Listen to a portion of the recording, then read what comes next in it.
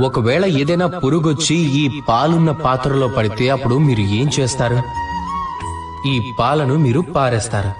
ఒకవేళ అదే పురుగొచ్చి ఈ పాత్రలో పడితే, ఏ పాత్రలోనైతే వెన్న ఉందో, అప్పుడు మీరేం చేస్తారు? మీరు ఆ పురుగును తీసి పక్కకు పడేస్తారు. ఈ పురుగు ఏదైతే ఉందో ఆ పురుగు చెడు.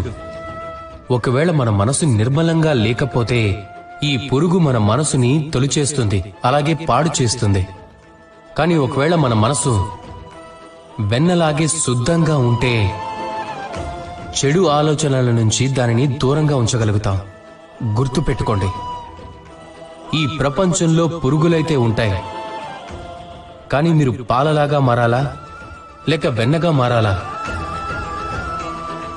నిర్ణయం మీదే.